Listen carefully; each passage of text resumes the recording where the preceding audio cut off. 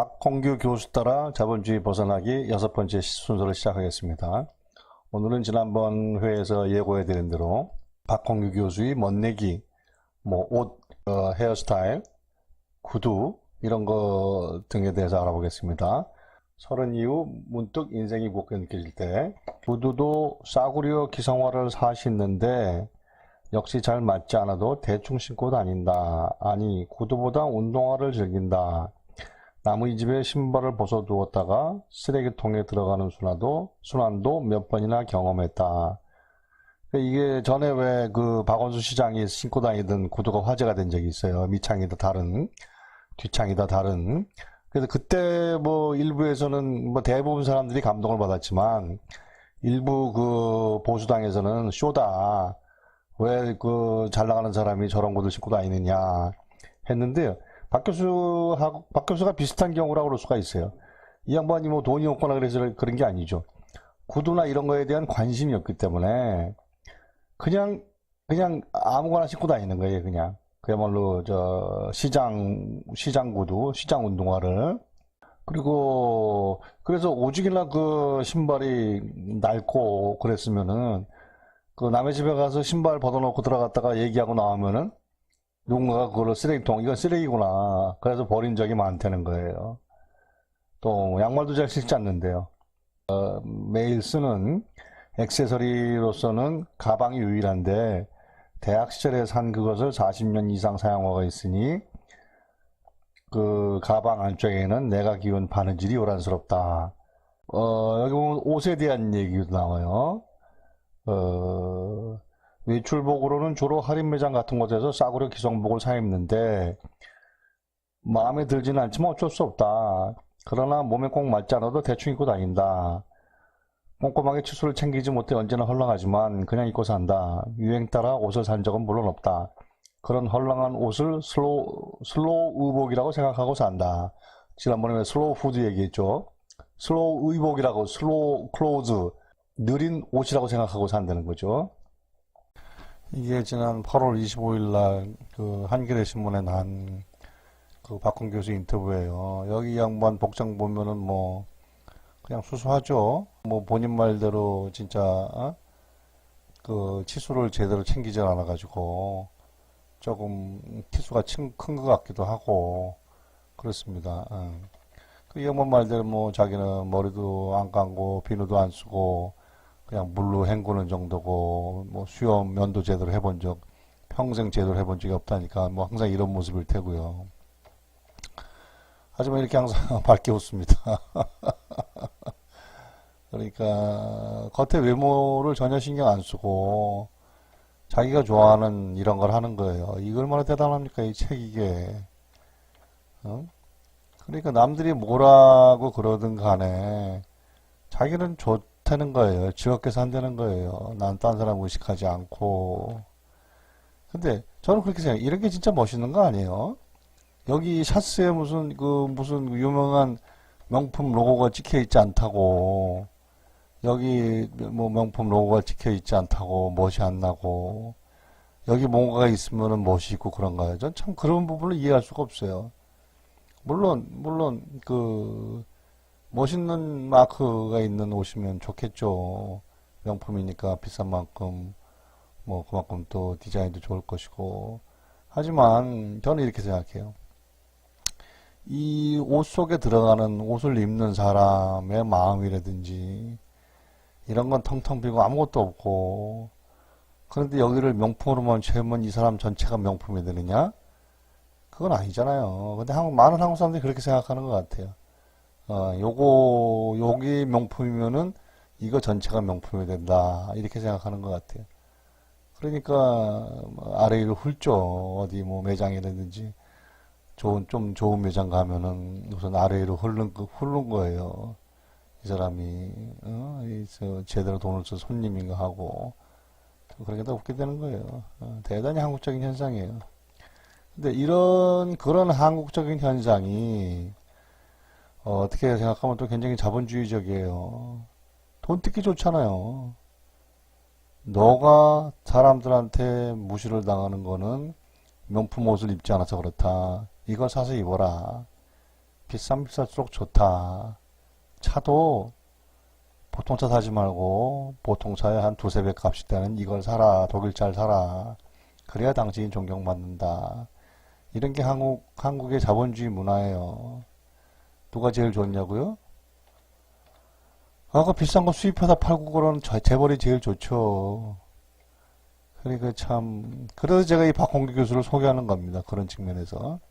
그래서 우리가 그런 자본주의적 삶에서 벗어나야 된다. 어떻게? 박홍규 교수를 따라서. 이 양반처럼 하는 거 쉽지 않아요. 물론. 하지만, 이런 사람도 있구나. 이런 사람도 멋있구나. 하고 노력해 볼 필요는 있다는 것이죠. 자신의 몸 가꾸기에 대한 박 교수의 한계 인터뷰를 들어볼까요? 그는 지금도 수염을 한 달에 한 번씩 가위나 바리깡으로 스스로 자른다. 스스로 자른다는 거예요, 스스로. 머리도 집에서 가끔 깎는다. 목욕도 자주 하지 않고 씻을 때는 비누만 사용한다. 그의 부인도 평생 화장을 하지 않는다. 자기 몸을 가꾸는데 시간을 들이는 것은 유한기급이 남긴 나쁜 유산이라는 생각도 있지만 조금이라도 지구 생태계에 피해를 주지 않겠다는 윤리적 삶의 실천이다. 두 분이 아주 제대로 만난 거예요. 그죠? 그리고 이런 모든 게 자기 멋내는 거에 거의 목숨 걸다시피 하는 사람들이 볼 때는 수염을 한 달에 한 번만 깎고 집에서 스스로 머리를 자르고 목욕도 자주 하지 않고 샴푸도 안 쓰고 바디워시도 안 쓰고 이런 거를 아주 저질 하층 인생으로 생각할 수 있지만 박 교수 가족이 이렇게 사는 거는 지구를 도와주겠다는 그런 윤리적 삶의 실천이래요. 그래서 제가 이 시리즈의 제목을 붙인 대로 자본주의 벗어나기, 반자본주의적 삶을 최대한 실천하는 그런 자세라고 할 수 있겠습니다. 이런 내용도 나와요. 남성의 향수 따위를 싫어한다. 요즘은 늙은 교수들도 곧잘 화장을 하고 머리에 이상한 기름칠을 하며 나비 넥타이 등 화려한 장식을 하여 참기 힘들다. 늙어서 취해지니 화장도 하고 옷도 잘 입어야 한다고들 한다. 그러나 내가 보기에는 더욱 취해질 뿐이다. 이 나비 넥타이 이런 향수 뿌리고 늙은 남자들이 이런 거 더욱 취해질 뿐이라는 거예요. 이게 심미안이 다른 거예요. 그러니까 박홍규 교수는 멋내기 이런 거에 근본적으로 관심이 없는 사람이에요. 근데 이게 지나칠 정도죠. 자, 여기 세수 양치 얘기도 나옵니다. 나는 세수나 양치를 하지 않는 날도 많다. 샤워나 목욕은 더욱 자주 하지 않는다. 머리에 기름칠을 하기는커녕 빗질을 해본 적도 없다. 아내가 내 머리에서 냄새가 난다고 하면 일주일에 한 번 정도 감지만 샴푸나 린스는커녕 비누도 잘 쓰지 않는다. 그러니까 그냥 물만 쓴다는 거예요. 면도를 하지 않은 지 수십 년이 되었다. 이 책의 151페이지 보면 이런 얘기도 나와요. 누가 나를 홈리스라고 했다. 평생 빗질을 하지 않고 비누로도 감은 적이 없을 뿐 아니라 몇 달을 깎지 않은 머리와 수염, 몇 년을 입어 낡아 빠진 면티와 면바지와 면가방과 더러운 맨발로 당신은 나를 서울역 홈리스로 보았으리다. 때로 이 양반은 또 그냥 시내도 맨발로 걸어다니는 모양이에요. 홈리스를 보는 게 당연하죠. 사실 나도 서울시 수천만 명 중 그들 홈리스와 가장 친하다. 내가 서울에 다 처음 만나는 사람도 홈리스고 서울을 떠나면 마지막 만나는 사람도 홈리스다. 서울에서 내게 손을 내밀고 웃음을 보내고 잔돈이나 담배 한 가치를 건네라고 말하는 유일한 인간도 그들이다. 또 박 교수 책 중에 독서독인이라는 책이 있어요. 독서독인. 이거는 책 제목이 여기 한자로 있지만 이거죠. 독서독인. 책을 읽는다, 사람을 읽는다. 이 책의 내용은 위인들이 읽은 책을 통해서 그 사람을 읽는다 이거예요. 가령 박 교수가 좋아하는 빈센트 반 고흐 같은 사람이 그 사람이 읽은 책을 통해서 그 사람을 파악해 보자는 그런 책이에요. 굉장히 재밌어요. 이게 사실은 책이 사람을 만든다고 그러잖아요. 그 사람이 어떤 책을 읽었는지를 알면 그 사람만 알 수가 있다. 그래서 여기 보면은 258페이지 보면 이런 얘기가 나와요.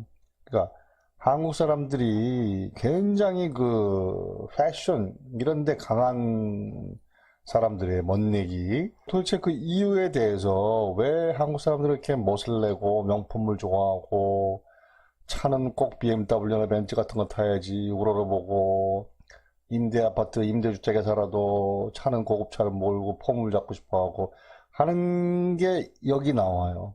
그 박 교수의 생각이. 저는 이거 맞다고 생각해요. 뭐 꼭 이것만은 아니지만, 자, 이런 얘기가 나옵니다. 유교가 얼굴과 옷 등을 중시한 점에 대해서는 유감이 있다. 춘향전 등 고전을 읽어보면 얼굴과 옷이 보기 좋은 양반이 지배하는 세상이 전통사회의 이상이었음을 알 수 있다. 이는 얼짱과 몸짱이라는 우리 시대 말을 떠올리게 한다. 아니 얼짱과 옷짱이라고 해야 하나?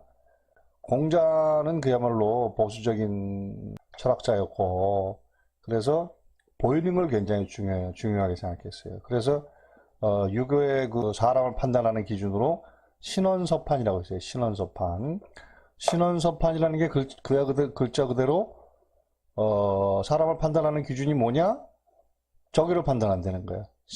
몸을 보고 몸가짐을 보고. 그러니까 그렇게 몸 가지고 몸이 제일 처음이고 말하는 거를 보고 또 글씨 쓰는 거 보고 그렇게 판단한다는 거예요. 판단하는 순서가 너 뭐하니? 몸을 보고 그 다음에 말하는 걸 보고 그 다음에 글 쓰는 거 보고 이렇게 판단한다는 거예요. 그러니까 겉모습이 제일 중요하다는 거예요. 겉모습이 유교의 가치에서는. 그러니까 여기 보면 이런 얘기 나오잖아요. 성형수술이 세계 최고라는 게 유교적 전통 탓이라고 하면 의아해할 분이 있을지 모르지만 무관하지 않을지 모른다. 단발령이니 뭐 신체 발부 수지부모 신체 발부 너의 신체와 머리카락과 피부는 수지부모 부모가 물려준 것이니까 이거를 해치면 안 된다 하는 게 이제 신체 발부 수지부모죠.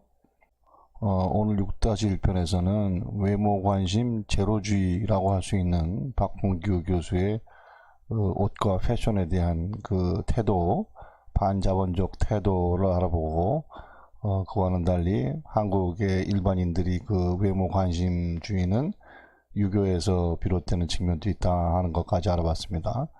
다음 6-2편에서는요, 외모에 관심을 갖는 것이 얼마나 바보스러운지 그리고 실제 사회생활에서 성공을 하는 데 있어서 굉장한 장애 요인이 될 수 있다는 것을 미국의 예를 들어서 한번 설명해 보겠습니다. 그러면 다음번에 만나요.